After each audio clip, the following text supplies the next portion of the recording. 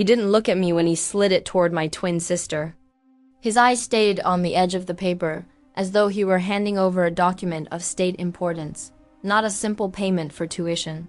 Vivian's lips parted in a smile that seemed rehearsed, polished, and ready for applause.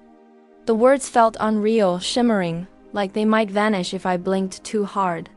"I got in," I said, forcing brightness into my voice, like a child showing a drawing no one asked to see. Mom didn't look at my phone. "That's nice, Elena. Nice?" I repeated, the word catching in my throat. "It's the same program Vivian got into. We both made it." A chime sounded, perfectly timed, from Vivian's phone. She glanced down and let out a soft, triumphant laugh. "There it is. My acceptance too." Mom sprang up so fast her chair squealed against the tile. "Vivian, that's wonderful. Holloway is lucky to have you." She wrapped her arms around my sister in a hug that smelled like perfume and fresh laundry. No one hugged me. My voice came out smaller than I intended. We both got accepted. Dad gave a thin smile. "Of course. But Vivian has always been the more natural fit for that program." The word stung sharper than a slap. "What's that supposed to mean?" "Nothing," he said quickly, waving his hand. "Just, she's always been more focused." Focused. That was the word they used. Focused. Vivian, who once forgot she'd signed up for the SUT twice. Later that evening after dinner, I tried again. I asked about logistics, tuition, housing, next steps. My voice trembled, but I asked anyway. My mother sighed, the kind of sigh reserved for spoiled children or long lines at the grocery store. I blinked, certain I'd misheard. "We've decided to use it for Vivian." The words hit like cold water. "The fund was for both of us. We're twins." "It's not that simple," Mom said. "Vivian has always been more consistent. She's shown real dedication. And I haven't?" My voice cracked like glass. "You've always been creative," she said. A verdict handed down by the two people who were supposed to be my greatest advocates. I felt heat rising in my chest, but I held their gaze. We both got into the same school. The same program. I worked just as hard. Dad looked up at last, his face hard. "You don't deserve it the way she does." That was the end of it. Vivian got Holloway. Paid in full, with allowances for housing, books, the works. Me. I was on my own. That night, I lay in bed staring at the ceiling. The acceptance letter glowed faintly on my phone beside me, a reminder of everything I'd earned and everything they'd refused me. And I wondered, if your own parents tell you you're not worth the investment, how do you prove them wrong? I didn't cry. Crying would have been agreeing with them. Instead, I opened my laptop. I started searching scholarships, grants, loans, anything. But a thought lingered in the dark, heavy and unresolved. Would stubbornness be enough to carry me through a storm that even love had abandoned? I hardly slept after that night. The words "you don't deserve it" echoed against the walls of my skull like someone tapping a hammer against bone.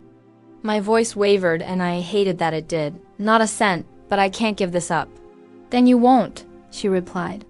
"Pack your things." "My sofa isn't glamorous, but it's yours." When I stepped off the bus 2 days later, Rosa stood on the curb with a grocery bag of snacks and a hug that smelled faintly of lavender lotion. "Look at you," she whispered, holding me tight. "You're not broken. You're just starting." Her apartment was small, 2 rooms and a kitchen the size of a pantry, but it felt like a cathedral compared to the silence I'd left behind at home. She yanked open the old sofa bed with a grunt. The metal frame screeched, the mattress sagged in the middle. And I thought of my parents' neat suburban house with its memory foam guest bed that I'd never once been invited to use. "It's lumpy," Rosa admitted, plopping down and bouncing experimentally. We laughed, though the sound was shaky.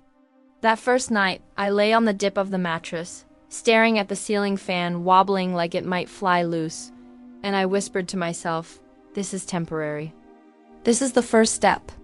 The next weeks were a blur of paperwork and exhaustion. I filled out scholarship applications like a gambler feeding coins into a machine, hoping one would hit. Barista at a cafe that opened at 5:30 a.m., shelving books in the library between lectures, and answering angry customer calls on weekends for a broadband company that refused to upgrade its cables. Every shift left its own mark. My first scholarship, only $500, arrived in a thin envelope that I opened with trembling hands. Rosa clapped like I'd won the lottery. "It's proof," she said, beaming. "Proof the world hasn't gone blind." He studied me for a moment and said, "Front row suits you. Don't waste it." It was the closest thing to encouragement I'd had in months. But the sofa grew harder each night, its springs carving patterns into my back, reminding me that every comfort I lacked was a choice my parents had made. She even sent a box of snacks every week. I nearly dropped the tray. My mom hadn't even said goodbye when I left. She'd texted 2 words, "Good luck." Back at Rosa's, I sank into the sofa bed, exhausted, staring at the cracked ceiling. For the first time, anger didn't crush me, it fueled me. But a whisper of doubt curled inside me. How long could I carry this weight before it broke me? And what would happen when the cracks began to show? The springs of Aunt Rosa's sofa carved themselves into my spine so faithfully that I could almost trace the bruises like constellations. Yet, strange as it sounds, I was grateful for that pain. It reminded me that I was still moving forward, even if forward was paved with sore muscles and secondhand pillows.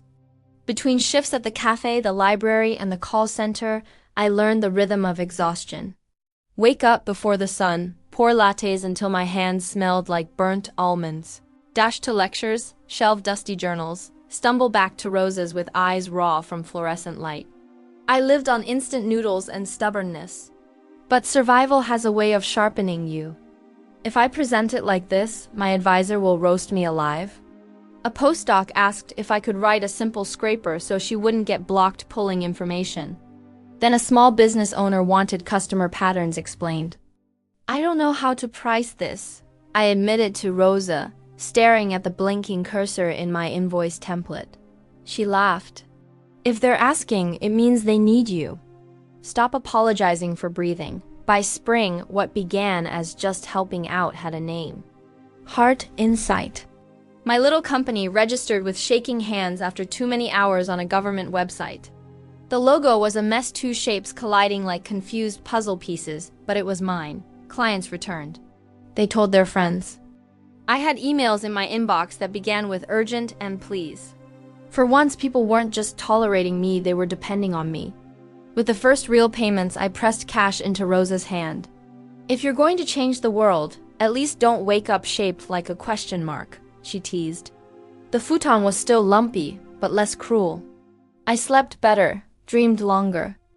And for the first time in years, I woke up not terrified, but curious. Still, Holloway was brutal.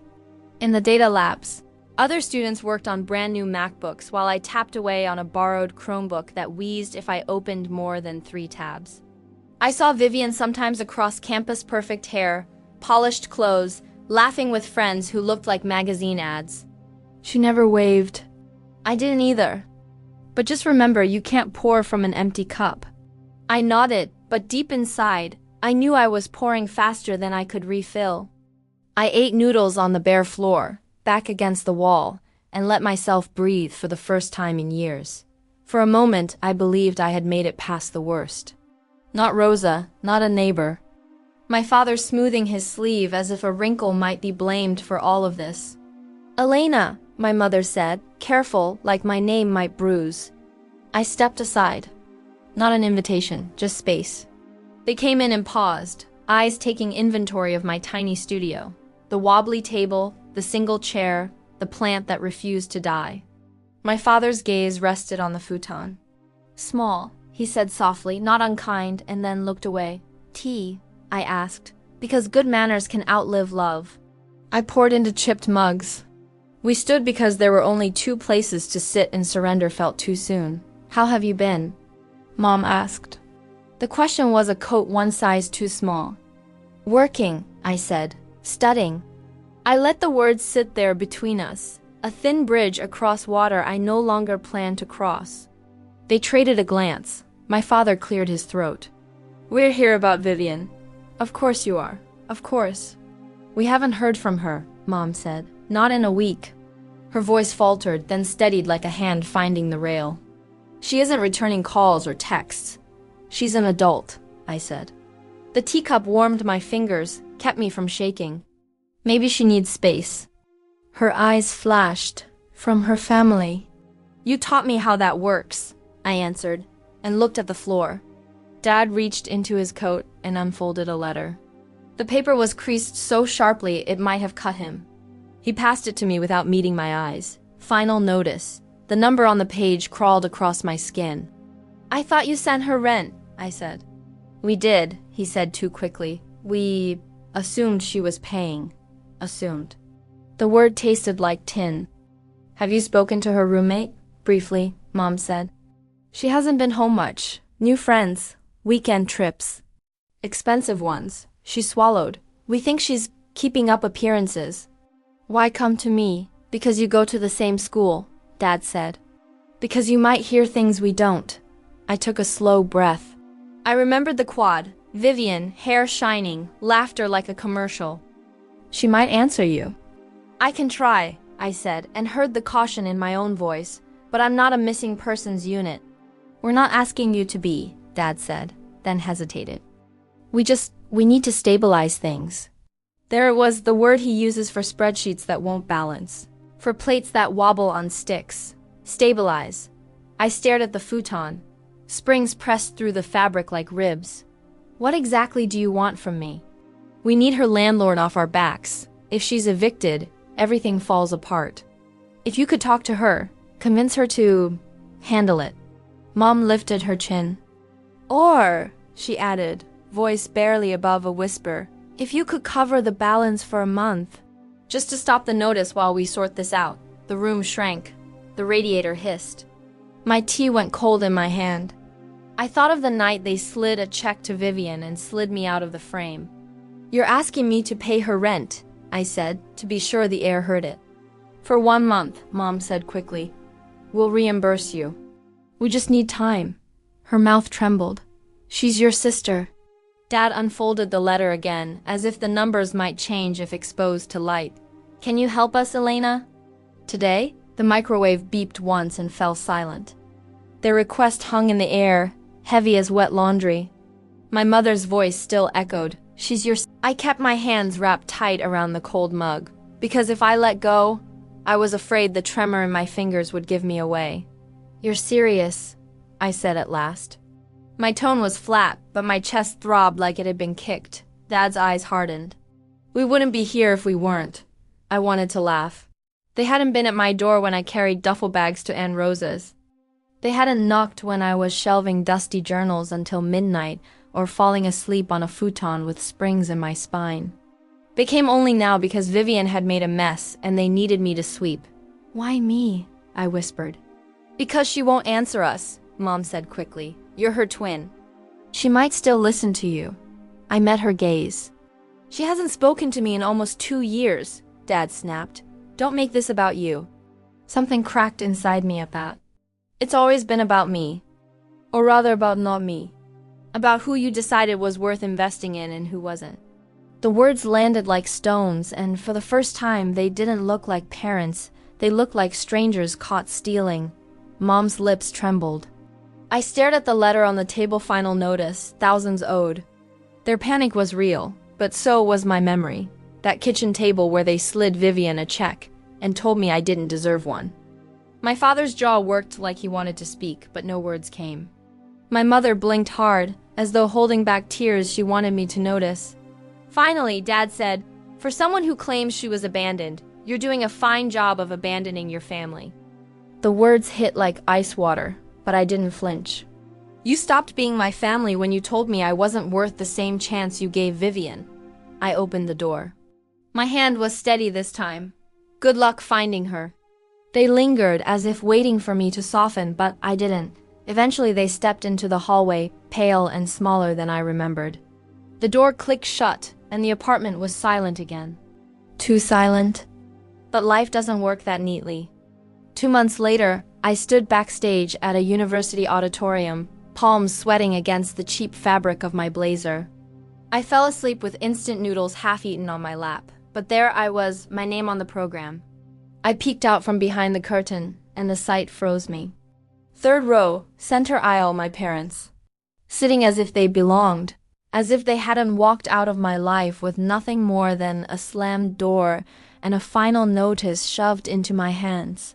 My mother sat stiffly, clutching her handbag like a shield. My chest tightened, but when my turn came, I walked out. I told the story, not all of it, but enough. And when I glanced at my parents, their faces were unreadable. Afterward, I ducked into the hallway, desperate for air. I'd barely taken 2 steps when I heard her voice. "Elena," I turned. "Impressive," he said. The words sounded rehearsed, like he was reading it off a card. "We saw the article," Mom added, her voice brittle. "It surprised us." I folded my arms. "Clearly." They exchanged a glance, then Mom said softly, "Vivian isn't doing well." I froze. "She's failing courses," Mom continued. "Talking about changing majors, she's behind on rent again." Strained. I studied them, waiting for the catch. It came swiftly. "We were hoping," Dad said, "that you might help. Just until things stabilize. With Vivian's tuition, with the house." The audacity was almost laughable. My pulse thudded in my ears. "You're asking me," I said slowly, "to pay for the education you refused me, to fund the sister you chose instead of me, to rescue the house I wasn't welcome in," Dad bristled. "That's not fair. We did what we thought was right." "No," I said. "You did what was easy." The words hit like a hammer, and for once they didn't have a quick reply. My mother's eyes shimmered. "We're your family." I shook my head. "You were Vivian's family." I was just there. Their silence stretched, heavy and ugly. For years I had craved their approval, bent myself into shapes to earn it. But in that moment, I felt the weight slip off me. I turned away, ready to walk out into the night. But something inside me whispered that this wasn't over. And the next time, their desperation might demand more than I was ready to give. I thought silence would protect me. If I ignored their request, if I closed the door on their need, maybe the story would end there. But stories have a way of finding their voice, even the ones you try to bury. It started small. A local business magazine had profiled Heart Insight, calling me a young founder defying the odds. I nearly turned down the interview, afraid my past would spill into it, but the journalist only wanted to hear how I'd built something out of nothing. A week later, the article was online. By the next morning, my inbox filled with strangers writing words like inspired and thank you. And then came the comments I hadn't expected. Messages from kids working 2 jobs while cramming for exams. A woman in her 50s, back in school after raising 3 children alone. A boy living in his car who wrote, "Your story makes me believe I might survive this semester." For the first time, my pain wasn't just mine. It was a mirror for someone else. So I told the rest of it. I posted a photo of me in a borrowed cap and gown, standing outside the Holloway building where I never got to graduate. The caption was simple, almost too simple. I was accepted into the same program as my twin sister. My parents paid her tuition in full. They told me I didn't deserve mine. I worked 3 jobs, slept on a couch, and when I couldn't keep up, I built a business from scratch. This isn't revenge. This is survival. I'm not building bridges for people who watched me drown. I'm building ladders for the ones still underwater. I pressed post and closed the laptop, heart racing. By the time I checked again, it had gone further than I could track. Thousands of shares, comments from strangers around the world. People telling me their own versions of the same story: rejection, survival, reinvention, and then the backlash I expected. My cousin sent me a screenshot, my mother's Facebook post, vague but sharp, about children who forget where they came from. My parents weren't using my name, but everyone knew. They painted me as ungrateful, cold, abandoning the family in their time of need. For a moment, guilt chewed at me. Maybe I had gone too far. Maybe my truth should have stayed locked in my chest. But the messages from strangers kept coming: thank yous, confessions, cries for hope. One girl wrote, "Your words kept me from dropping out this week." How could I regret that? So I doubled down. With the first real profit from Heart Insight, I called the University Foundation and asked how to start a scholarship fund. The woman on the phone blinked at the small amount I offered. But when I explained who it was for students cut off from family support, her voice softened. "We'll make it happen." The day the first award letters went out, Aunt Rosa baked a lopsided cake and shoved it into my hands. "For every bruise you turned into a ladder," she said, kissing my forehead. But even as I celebrated quietly, I knew my parents wouldn't stay silent forever. They'd already twisted the story once. And the more visible I became, the more I could feel them circling again. Desperate, ashamed, ready to drag me back into their storm. What would they ask for next? And how far would they go to get it? News doesn't always arrive like a thunderclap. Sometimes it comes as a whisper in the middle of an ordinary day. Mine came through a text message from a distant cousin. They lost the house. Just 3 words. No punctuation, no explanation. I stared at my phone, the glow casting strange shadows across the tiny studio walls. I could see their kitchen in my mind, the neat oak table where they'd once handed Vivian her check and handed me silence. That table was probably sitting on a curb now, waiting for strangers to decide its worth. A week later, another message. Vivian moved in with a friend. Working retail. I imagined her, standing behind a counter under fluorescent lights, folding clothes she would once have dismissed as cheap. I wondered if she hated the smell of detergent clinging to her hands, the way I had hated burnt coffee and library dust. For the first time, I didn't feel envy. I felt distance. Like we were 2 planets that had once orbited the same sun but now spun in separate galaxies. And my parents? Silence. No calls, no emails? Only the echo of their earlier words, "You're ungrateful. You abandon us." Maybe they still told that story at church or to neighbors, painting me as the cold daughter who turned her back when they needed her most. But their narrative no longer burned me, because the world had heard mine. And more importantly, I had heard it myself. Still, in the quiet hours, doubt crept in. Was I justified in walking away completely? Did survival give me the right to shut the door forever? Or had I become the very thing I swore I'd never be, someone who turned their back when family knocked? Late one night, I walked past Holloway's campus. Students spilled across the quad with bubble teas and laughter, carrying the weightless freedom of youth I had never known. The bell tower glowed against the dark sky, a monument to a dream I had both lost and outgrown. I touched the wrought iron gate, cold beneath my fingertips, and whispered, "I made it without you." The words surprised me. They weren't bitter, they weren't triumphant. They were simply true. At home, Rosa had left me a note on the counter. "Soup in the fridge. Proud of you today. Proud yesterday too." I pressed the paper flat and felt the ache in my chest ease. Family didn't always come from blood. Sometimes it came from someone who remembered to leave soup on the stove. And yet, part of me couldn't shake the feeling that this story wasn't finished. Families like mine didn't vanish. They circled, they plotted, they found ways back in when you least expected it. So when my phone buzzed the next morning with an unfamiliar number, my heart stopped. I stared at the screen, the name hidden, the possibility wide open. Had they found a new way to pull me back into their orbit? Or was this knock this time from someone I wasn't prepared to face at all? I hope you enjoyed the story. If you did, please like, share, and feel free to tell us your own story in the comments. And don't forget to subscribe to the channel. Help us grow as a storytelling community and be part of this journey with us. Can I count on you? Thank you so much.